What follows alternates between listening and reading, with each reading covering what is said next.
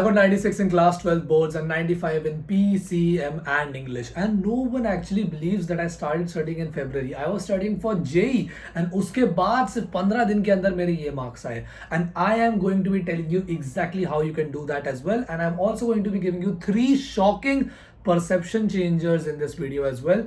That is going to make you score way more than the average person searching strategies on YouTube. Okay, let's start. The first shocker for you, if you're new onto this channel, 12th grade has a lot of grace marks and no one tells you this because no one wants you to rely on it. But I think you're smart enough, and you're smart enough if you're on this channel, they do have grace marks. You have to absolutely take care of your answer writing because grace marks are very evident in class 12th. I've talked about this in multiple videos. You can go ahead and watch the strategies for that. Now, before we move on to the subject wise things, I want to tell you how to actually plan your day. Every single day, what I want you to do is make a list of whatever you want to do.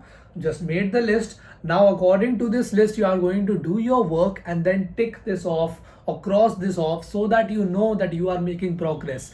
Giving ourselves small emotional wins makes us progress even more than we could have without the wins. In fact, wins are the most important thing. Confidence is the most important thing. And any exam के last 3 days को तुम छोड़ देना ताकि तुम उसके अंदर PYQs and revision अच्छे से कर सको, because I know you can complete the conceptual depth without it as well. Let's divide our subjects into 3 parts. One that demand conceptual depth, second that demand YAP, and third which should not even be considered as subjects. So the first subject, conceptual depth ones, PCM, accounts. These subjects force you to know and understand every single conceptual depth because they can ask a lot of questions from a lot of topics that you might not even know were in the book, okay? So you need to have great conceptual depth of every single thing that you study, every single thing that you find worth noting कि यार इस पे MCQ आ जाएगा. Remember it and remember the pattern behind it as well. The best resource to actually get practice in is simply PYQs. I've said this so many times. You are now in 12th grade, you understand the importance of PYQs. So for practice, NCRT and PYQs is more than enough for the last 15 days, alright?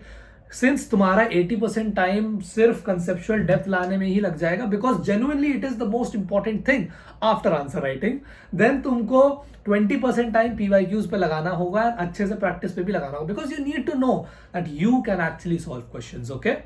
80% time on the conceptual depth, remember every single concept with at most detail you can, and then 20% on the PYQ practice and knowing what important PYQs are going to be repeated for every single subject. Now, the second shocker point, you might not believe this, but confidence is so much better than any answer writing skill or any conceptual depth you can have. You're going to think that every single person is going to tell you this, but I'm going to convince you this way. I'm just not telling you this. I'm going to convince you over here. Do you realize that I gave my 12th board last year? Last year when I was guiding 50,000 plus students to score good in 10th grade as well. Do you know how much at stake I had? How much pressure I had that I actually had to score in my exams with JEE because I'm guiding 50,000 plus students to do the same. And that's what I have to do, and that's what I did as well. I scored 96, which was way better than anyone expected for PCM. Confidence on yourself is key. I was guiding 50,000 students, so I knew that I can score good in this exam because I knew how to write answers. And I'm passing down my confidence to you now. If you're on this channel, I want you to have this much confidence that I had on myself, that yes, I can do it. The second type of subjects are our YAP subjects, whether it's English or it's physical education. You have to YAP. Simply put, there is a lot of YAP given to you. You have to extract the keywords and important points from the YAP. You have to memorize these important points and important keywords, put them in the exam, and then do the YAP yourself. That is simply the best way to crack these subjects. And I know everyone's going to be overcomplicating this, even me on my channel for strategies as well.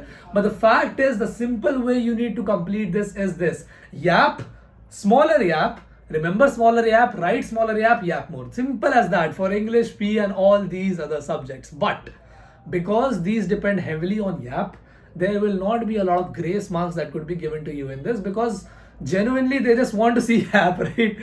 So do not expect grace marks in this, although try to structure your YAP as much as possible, because well, if it is unstructured YAP, no one is going to give marks for that, okay? Like I am doing on this video, I have structured everything that I want to say so you can actually understand me. If I was mixing all these points, you won't be able to. That's what you need to do for your papers as well.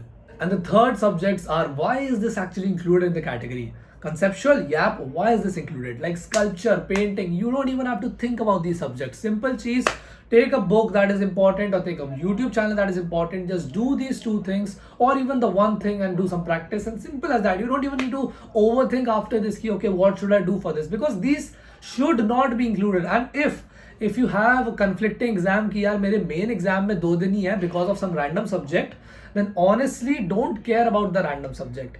Your main thing is physics, your main thing is chemistry, your main thing is accounts, not fucking painting or sculpture, okay?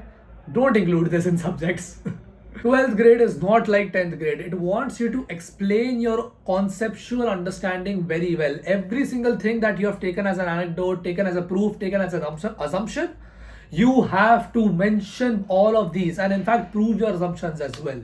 Every single thing you have to over explain in this thing. You have to convey your conceptual understanding in the best way possible. That is how you guarantee marks for yourself in 12th.